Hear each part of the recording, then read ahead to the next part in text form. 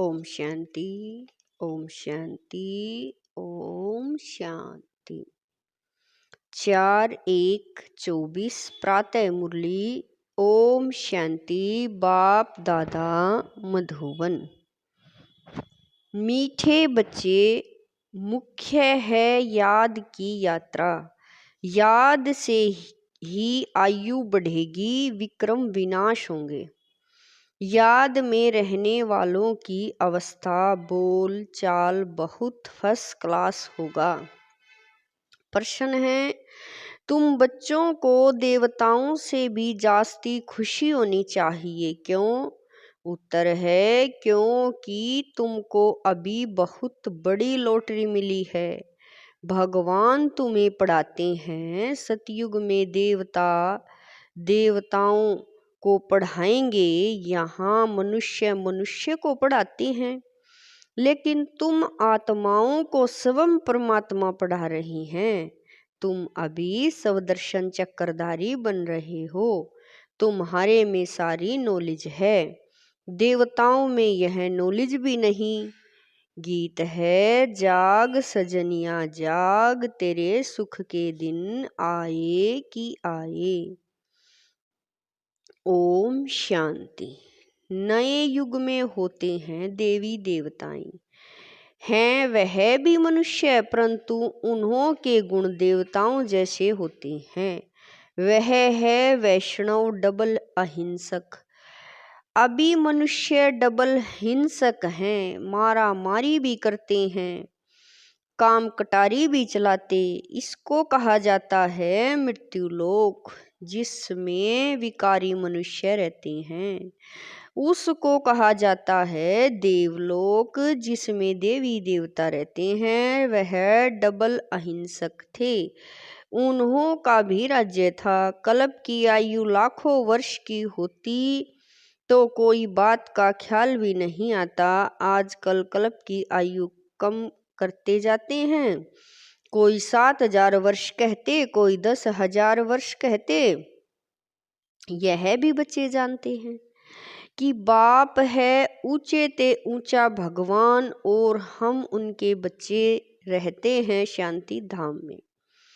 हम पंडे हैं, रास्ता बताने वाले। इस यात्रा का कोई वर्णन है नहीं। भले गीता में अक्षर है मन मना भव, परंतु उनका अर्थ क्या है? अपने को आत्मा समझ बाप को याद करो। यह किसकी बुद्धि में नहीं आता। जब बाप आकर समझाते हैं तब किसी की बुद्धि में आए। इस समय तुम मनुष्य से देवता बनते हो। मनुष्य यहाँ हैं, देवता सतयुग में होते हैं। बरोबर तुम अभी मनुष्य से देवता बनते हो। तुम्हारी यह ईश्वरीय मिशन है। निराकार परमात्मा को कोई मनुष्य तो समझ न सके। निराकार को हाथ पांव कहाँ से आया? श्री कृष्ण को हाथ पांव सब कुछ है। भक्ति मार्ग में कितने शास्त्र बनाए हैं। अब तुम बच्चों के पास चित्र आदि तो बहुत हैं। चित्र से याद आती है कि इस चित्र पर यह समझाएं। और भी बहुत चित्र बनते जाएंगे। एकदम ऊपर आत्माओं का भी दिखाना है। आत्माएं ही आत्माएं दिखाई देंगी। फिर सूक्ष्म वतन, ऊन के नीचे मनुष्य लोक भी बनाएंगे। मनुष्य कैसे पिछाड़ी में आकर फिर ऊपर चढ़ते हैं, यह दिखाएंगे। दिन प्रतिदिन नई इन्वेंशन निकलती जाएगी। अब जितने चित्र हैं उतनी सर्विस भी करनी है। फिर ऐसे ऐसे चित्र बनेंगे जिससे मनुष्य जल्दी समझ जाएंगे। झाड़ बहुत जल्दी बढ़ता जाएगा। कल्प पहले जिसने जो पद पाया होगा, जो रिजल्ट निकली होगी वही निकलेगी। ऐसे नहीं कि पिछाड़ी में आने वाले माला के दाने नहीं बन जाते। नहीं, पिछाड़ी में आने वाले माला के दाने नहीं बन सकते हैं, यह भी बनेंगे। नौंदा भक्ति वाले रात दिन भक्ति में लगे रहते हैं, तब उनको साक्षात्कार होता है। यहाँ भी ऐसे निकलेंगे, रात दिन मेहनत कर पतित से पावन बनेंगे। चांस सबको है, ऐसे नहीं पिछाड़ी में कोई रह जाए। ड्रामा ही ऐसा बना हुआ है जो कोई रह नहीं सकता। सब तरफ पैगाम देना है, शास्त्रों में है एक रह गया तो उला ना दिया। बाबा कह रहे हैं शास्त्रों में है एक रह गया तो उलाना दिया। यह चित्र अखबार आदि में भी पढ़ेंगे, तुमको भी निमंत्रण मिलते रहेंगे। सबको मालूम पड़ेगा कि बाप आया हुआ है। जब बाबा कह रहे हैं जब पूरा निश्चय होगा तब दौड़ेंगे, नामाचार निकलता ही रहेगा। नवयुग सतयुग को ही कहा जाता है। नवयुग अखबार भी निकलती है। कहते हैं न्यू दिल्ली, परंतु न्यू दिल्ली में यह पुराना किला किचड़ा आदि हो न सके। अभी तो हर चीज टेढ़ी बाकी हो गई है। सतयुग में सब तत्व भी ऑर्डर में रहते हैं। यहाँ तो 5 तत्व भी तमो प्रधान है, वहाँ सब सतो प्रधान होते हैं। तो हर एक तत्व से सुख मिलता है, दुख का नाम भी नहीं, उसका नाम है स्वर्ग। यह सब बातें अब तुम समझते हो कि बरोबर अभी हम तमो प्रधान बन गए हैं। सतो प्रधान बनने के लिए पुरुषार्थ कर मंजिल पर चढ़ रहे हैं, और सब अंधियारे में हैं, हम रोशनी में हैं। हम ऊपर जा रहे हैं और सब नीचे गिर रहे हैं। यह सब विचार सागर मंथन तुम बच्चों को करना है। शिव बाबा है सिखलाने वाला, वह तो मंथन नहीं करेंगे, ब्रह्मा को मंथन करना होता है। तुम सब विचार सागर मंथन कर समझाते हो। कोई का तो मंथन बिल्कुल नहीं चलता, पुरानी दुनिया ही याद पड़ती है। बाबा कहते हैं पुरानी दुनिया को एकदम भूल जाओ। परंतु बाबा जानते हैं नंबरवार पुरुषार्थ अनुसार राजधानी स्थापन हो रही है। बाप कहते हैं मैं आकर राजधानी स्थापन कर बाकी सब को वापिस ले जाता हूँ। वह लोग तो सिर्फ अपना अपना धर्म स्थापन करते हैं, उनके पिछाड़ी उनके धर्म के आते रहते हैं। उनकी क्या महिमा करेंगे? महिमा तो तुम्हारी है। आदि सनातन देवी देवता धर्म को ही हीरो हीरोइन कहा जाता है। हीरे जैसा जन्म और कोई बाबा कह रही हैं हीरे जैसा जन्म और कोड़ी जैसा जन्म तुम्हारे लिए गाया हुआ है। फिर तुम एकदम चोटी से गिरकर एकदम नीचे आकर पड़ते हो, तो इस समय तुम बच्चों को देवताओं से भी ज़्यादा खुशी होनी चाहिए, क्योंकि तुमको लॉटरी मिली है। तुम्हें अब भगवान पढ़ाते हैं। वहाँ तो देवता देवताओं को पढ़ाएंगे, यहाँ मनुष्य मनुष्य को पढ़ाते हैं, और तुम आत्माओं को परमपिता परमात्मा पढ़ाते हैं। फर्क हो गया ना। तुम ब्राह्मणों ने राम राज्य और रावण राज्य को भी समझा है। अब तुम जितना श्रीमत पर चलेंगे उतना उच्च पद पाएंगे। अज्ञान काल में जो करते हैं वह उल्टा ही होता है। छोटेपन में सगीर बुद्धि होती है, फिर बालिग बुद्धि होती है, 16-17 वर्ष के बाद सगाई होती है। आजकल तो गंद बहुत है, गोद वाले बच्चे की भी सगाई करा लेते हैं, फिर लेना देना शुरू कर लेते हैं। वहाँ शादियाँ कितनी रॉयल होती हैं। तुमने सब साक्षात्कार किया है। जितना आगे बढ़ते जाएंगे तो तुम सब साक्षात्कार करेंगे। अच्छे फर्स्ट क्लास योगी बच्चों की आयु बढ़ती जाएगी। बाप कहते हैं योग से अपनी आयु बढ़ाओ। बच्चे समझते हैं योग में हम ढीले हैं, याद में रहने लिए माथा मारते हैं, परंतु रह नहीं सकते, घड़ी घड़ी भूल जाते। वास्तव में यहाँ वालों का चार्ट बहुत अच्छा होना चाहिए। बाहर तो गोरख धंधे में रहते हैं, बाप को याद करते करते यहाँ ही तुमको सतो प्रधान बनना है। कम से कम भोजन बनाते, काम करते 8 घंटा मुझे याद करो, तब कर्मातीत अवस्था अंत में होगी। कोई कहे हम 6-8 घंटा योग में रहता हूँ तो बाबा मानेगा नहीं, बहुतों को लज्जा आती है, चार्ट नहीं लिखते हैं, आधा घंटा भी याद में नहीं रह सकते। मुरली सुनाना, बाबा कह रहे हैं मुरली सुनना कोई याद नहीं है, यह तो धन कमाते हो। याद में तो सुनना बंद हो जाता है। कई बच्चे लिख देते हैं याद में मुरली सुनी, परंतु यह याद थोड़ा ही है। बाबा खुद कहते हैं मैं घड़ी घड़ी भूल जाता हूँ, याद में भोजन करने बैठता हूँ। बाबा आप तो अभोक्ता हो, यह कैसे कहूँ बाबा, आप भी खाते हो हम भी खाते हैं। कोई कोई बात में कहेंगे कि बाबा भी साथ है, मुख्य है याद की यात्रा। मुरली की सब्जेक्ट बिल्कुल अलग है, याद से पवित्र बनते हैं, आयु बढ़ती है। बाकी ऐसे नहीं कि मुरली सुनी तो बाबा इसमें था ना, मुरली सुनने से विक्रम विनाश नहीं होंगे, मेहनत है। बाबा जानते हैं बहुत बच्चे बिल्कुल याद नहीं कर सकते हैं। याद में रहने वाले की अवस्था बोल चाल बिल्कुल अलग रहेगा, याद से ही सतो प्रधान बनेंगे। परंतु माया ऐसी है जो एकदम बुद्धू बना देती है। बहुतों की बीमारी उथल पड़ती है, मोह जो नहीं था वह उथल पड़ता है, फांस मरते हैं। बड़ी मेहनत का काम है मुरली सुनना, यह सब्जेक्ट अलग है।